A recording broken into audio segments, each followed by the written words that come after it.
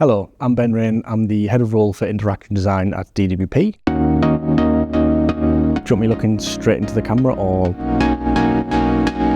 talking right at that lens? Okay, fine. Tell us about your career. I started my career as a software engineering apprentice 11 years ago down in HMRC Digital. Doing that was software engineering, so it was a bit of a change from interaction design, a little bit different, but was really interesting and a really sort of helpful way of getting into the role, working with a load of multidisciplinary professionals across sort of different business roles, learning a lot on the job. 2 ears, one mouth, that sort of thing, picking up as much as I possibly could. And it was a great way to start my career. After my 2-year apprenticeship, I moved into a junior designer role. So I was working on some of HMRC's digital services, some interesting stuff, some complicated stuff, before moving up to a midweight role. And it was at that point where I moved to DWP, which will have been 7 years ago now. So I've been in DWP for 7 years. In DWP, I've been a senior interaction designer and a lead interaction designer before moving up to what I'm doing now, which is the head of role for interaction design. It's been an interesting journey. It's been a complicated journey. There's been a lot of challenging times working in the civil service, working in digital, but it's been a fantastic experience working with some incredibly talented people along the way. There's a lot of complicated things to work on in government, and I think DWP is a great example of that. We interact with citizens in some of the most complicated and challenging times in their lives. I spent 4 years working in child maintenance, which is a very complicated and challenging space to work in, but being able to work on something that you know makes a massive difference in people's lives every day has been a really positive thing for me to take into my career.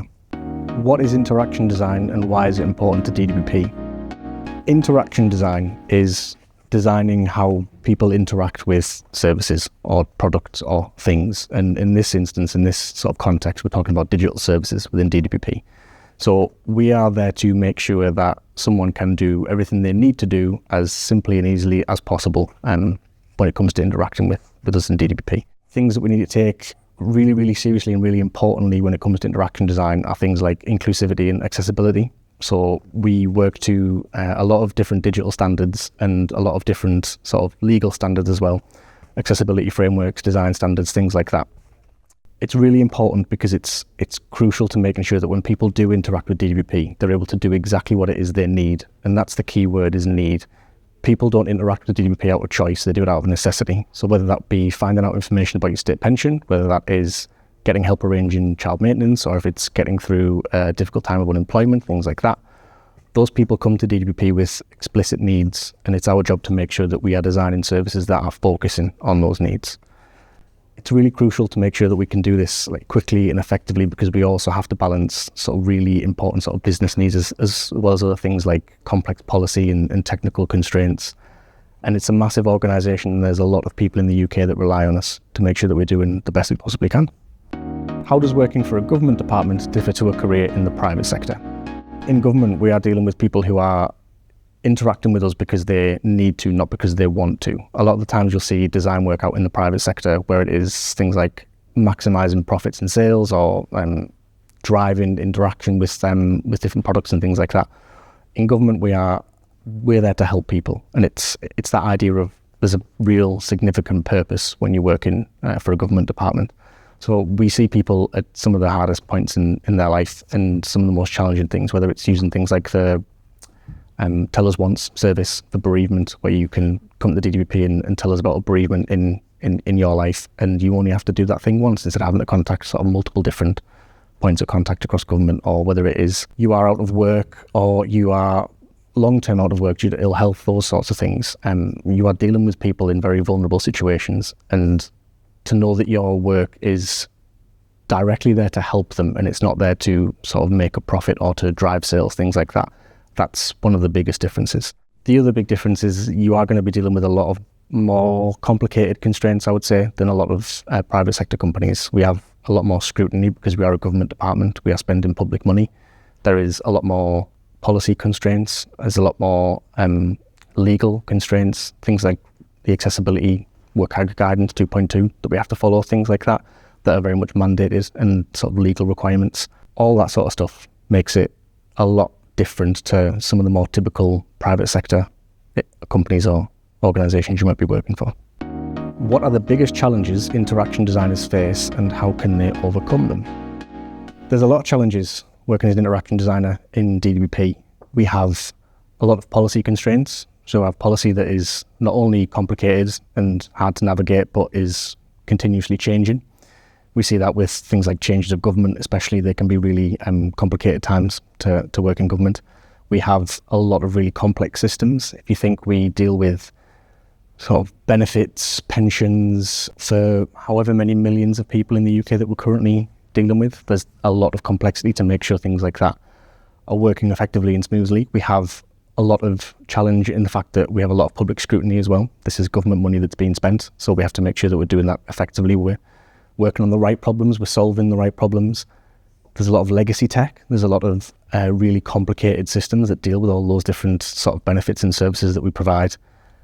And there's the understanding of the importance of user-centered design and a bit of sort of selling the idea of what your job role is. It's a bit of a challenge when it comes to design. It's one of those roles where people think it's a bit more opinion than it is facts, but there is a lot of sort of intense work that goes into understanding user needs and understanding how it is that we should be designing certain services, how we should be tackling certain problems and what problems it is that we should be tackling. And getting that sort of buy-in from people across the organisation to understand the value of the work is a really big challenge that we face.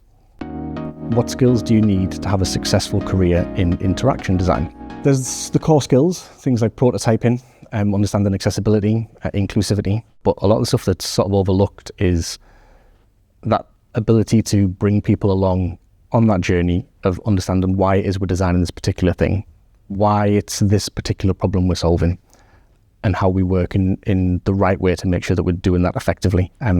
Those are really quite challenging skills to master. They're often referred to as soft skills, but I've never really seen them as soft skills. It's one of the most important parts of the role. You might be able to do some really great prototyping work, but if you can't convince anyone or show them the rationale and the reasoning behind why that's great work, then you are not going to get anywhere with that. It's a lot. There's the ability to have that sort of level of compassion and empathy in design, especially in government when you work in public sector and you're dealing with people who are going through struggling with really difficult problems in life, really like sort of challenging life events. It's really important to make sure you can sort of continue that empathy, putting yourself in the perspective of those users and being able to design for them to make sure that you're actually meeting their needs, as well as being able to see the business side of that. You do have to balance those needs with the organisation's needs, and how do we do this in a fast and cost-effective way, because like I've said before, this is public money that we're spending, so it's really crucial that we know we're not spending months and months out there trying to design the perfect solution, but we're getting to a point where we can actually design something that works, and it works for everyone who needs it to. What would you say to someone thinking of applying for an interaction design role in DWP? I would say if you are the type of person who wouldn't shy away from a complicated problem, if you like the idea of working in the public sector and working to do sort of good for people who are in need at that moment in time, if you are comfortable working in sort of a combination of ambiguity as well as a lot of sort of technical and policy constraints, if you are happy in that kind of environment, go ahead and apply. Doesn't sound like I'm selling it. What I would say is you have to enjoy the work that you do. So if that doesn't sound like something you want to do, this isn't the job for you. But if you really enjoy the idea of getting stuck into really, really complex and complicated problems where you know the outcome is going to have a really positive effect for people, go ahead and jump in and apply. I think you'll find it might be the best thing you ever do.